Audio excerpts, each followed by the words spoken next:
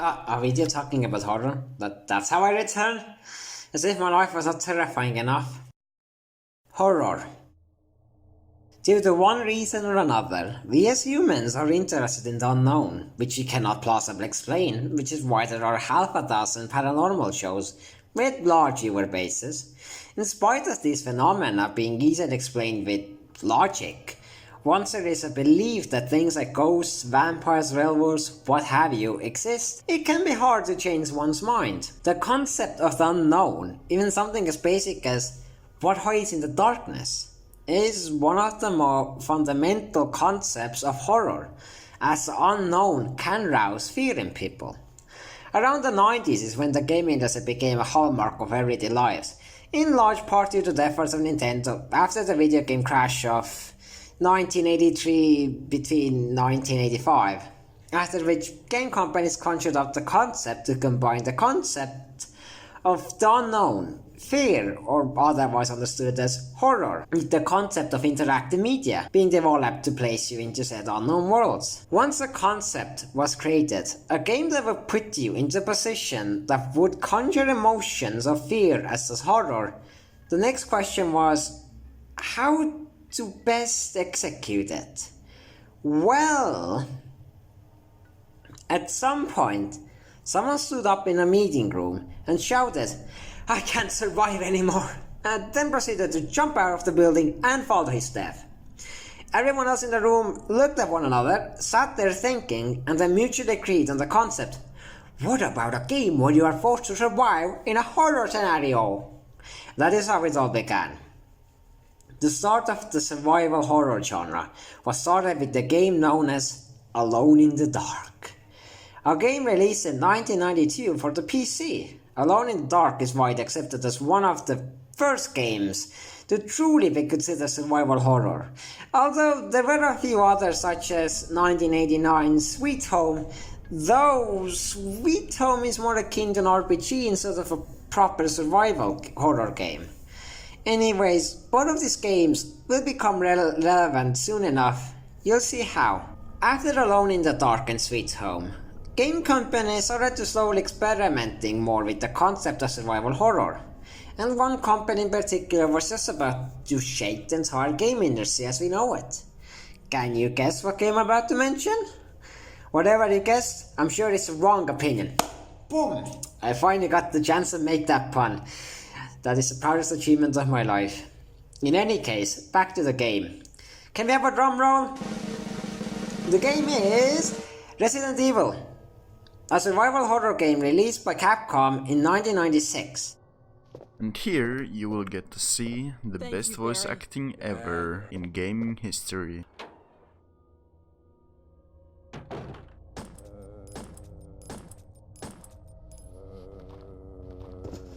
Everyone, give applause to Capcom. Recall when I said Sweet Home and Alone in the Dark would be relevant? Well, that's because those two games are the main influences for Resident Evil. It's a random trivia fact, but it's a pretty cool fact, so I just added it in because, well, I didn't really know what else to add.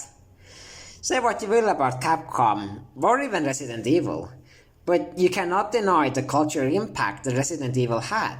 Movies are made based on the games, sequel after sequel was made, and now in recent times we have remake after remake along with another sequel. It's safe to say Resident Evil had a massive cultural impact. And yes, I know there's another game made in the 90s that had an equally massive cultural impact.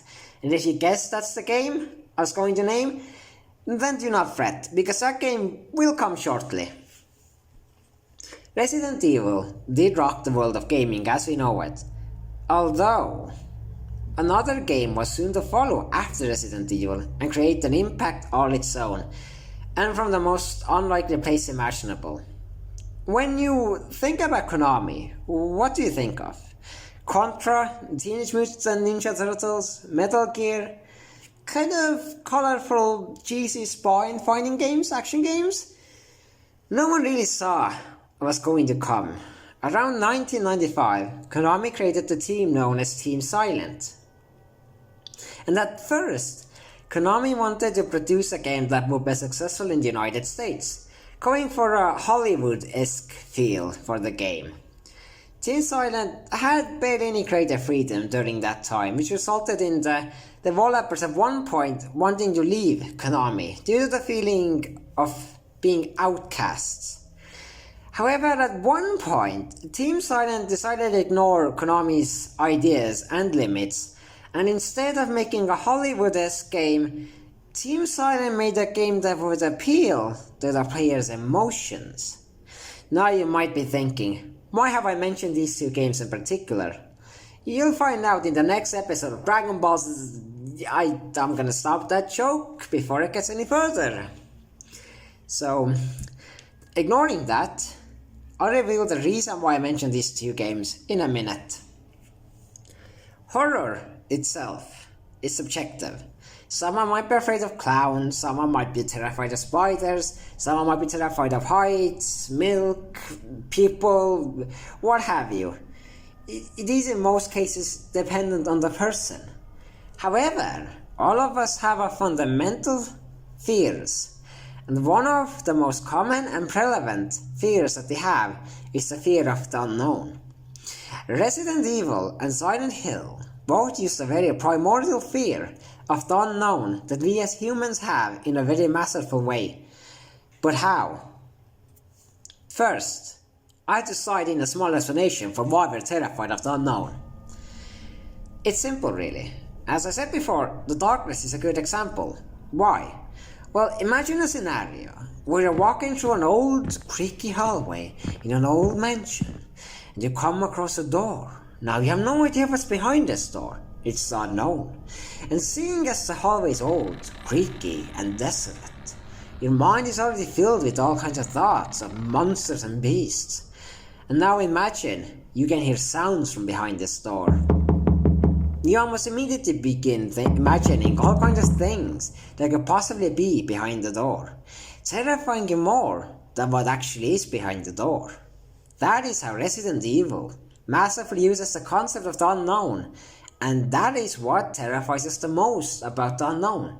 The fact that it's the unknown, that anything could be there. Whilst horror is subjective, the unknown is the closest we'll get to having objective horror. You never know what is hiding under your bed, behind the door, in your closet, or maybe even behind you. But the possibility that something is there that you don't know about, that causes fear. Now, in regards to Silent Hill takes a slightly different approach to horror, a psychological approach, although still having similarities to how Resident Evil creates horror, such as toying around with the concept of the unknown. Despite the fact that Silent Hill instead chooses to invoke emotions in you to make you feel uncomfortable, it somehow manages to be different. It's not just that Silent Hill applies the concept of the unknown in a way that invokes anticipation. Imagine for a moment, you're walking through a desolate building, and suddenly you hear crying from somewhere. So you walk closer and closer to the crying, but suddenly it stops. Nothing else happens. That is what Silent Hill is. I have now said a lot about what I consider to be horror done right, or if you will, true horror. But now this is the part where the title of this video becomes more relevant. With all successful creations come imitations. When something succeeds or becomes popular, there will always be half a dozen people attempting to replicate it without actually understanding what made the original as successful as it was. Around the early 2000s, horror games started becoming more commonplace, especially free to download and play horror games, due to the accessibility of game creation engines, specifically Unity, which allowed novice creators to make horror games that were simply jumpscare fests. And of course, it was not just novice developers, even actual professional game development studios followed the same trend of creating jumpscare fests to force a momentary scream due to horror.png. The trend of jumpscares in games became the mainstream, mainly because creating an image or an MP4 that makes you jump, or a monster that randomly pops up, was a lot easier to do than creating a game that terrifies you on a deeper level. It is also evident that a lot of people enjoy a quick shot of adrenaline, a quick PNG that pops up, makes you scream, makes your heart rate skyrocket and gives you a shot of adrenaline. This model seemingly worked more than not, and it was also easy to create. The best example for this would be the popular game Slender. Slender at 8 pages was released on June 26, 2012, and is the epitome of a jumpscare game. In the game, your objective is to go around a desolate, thick, creepy forest looking for, 8 pages. Once you start collecting the pages, Slender himself will start appearing, by means of teleportation, of course. And if you're caught by him, well, you get a truly horrifying gif of Slender with a static screen to reward you for your trouble. This obviously gets old after a while, and most people have now forgotten all about Slender's 8 pages.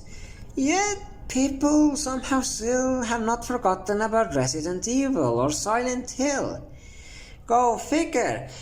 It's almost as if quality has something to do with it. How many of you have heard this?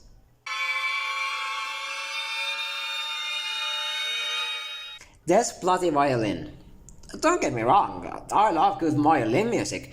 I myself am a cultural man, so I love me some violin music, yes.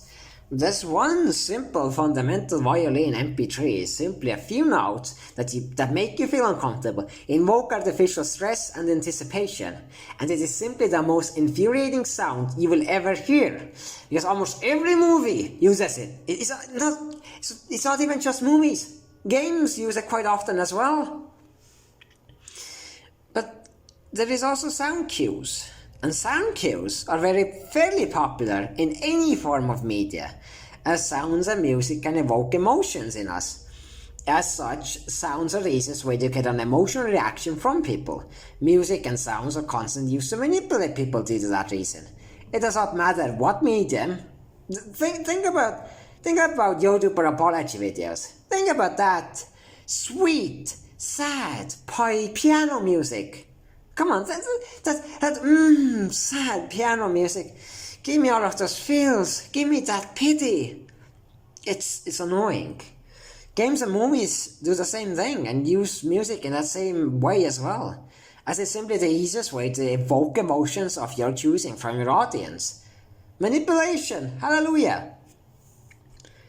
Games and movies filled with jump scares and quick sound cues to invoke emotions in you have now become the mainstream, especially in regards to games with the introduction of Game Jolt and itch.io, 2 places where anyone can upload anything they want. Since this is another case of not understanding what made the original horror games as successful as they were, and simply opting for the easier, less demanding solution for a quick reaction and profit. Of course, that is not to say that we have not had some brilliant games in recent years. At this point, I would like to simply point out some fairly good games from recent years that do have an understanding of how horror is made, and believe it or not, with minimal or no jump scares at all. Amnesia the Dark Descent is what it pops into my head as a recognizable popular horror game, which I do in fact recommend. Although it might be a little bit dated, it still holds its own. And I'd also like to recommend Outlast, and of course the most recent Resident Evil games. Yes, I know someone who would kill me if I did not mention Alien Isolation, and although I have not played the game myself, I have seen and heard a lot of good things about it. I would also highly recommend Pathologic 2 and the Evil Within series. Pathologic is probably one of the most interesting games I've encountered in a while, and it is fully deserving of its own video. Maybe at some point, we'll see. I don't know what I'm gonna do next. Now, I don't think every single game or movie that uses jump scares or sound cues is bad, because there is a way to use jump scares well as sound cues.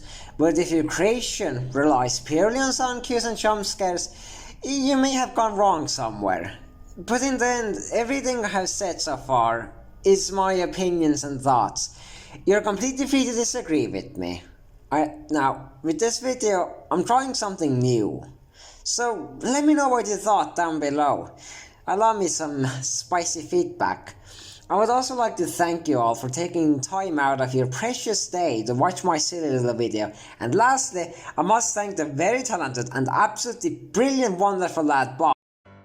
Hey everyone, it's me Boff. I am going to bring you the news that it's been 2 to 3 weeks since I got this project, maybe a month, I'm not sure to be honest, and I still haven't finished this project, so I kind of feel bad, you know, getting thank yous from the past Mole. I'm sure he would put me back to basement by now, cause it's been so long, but you should subscribe to Mole.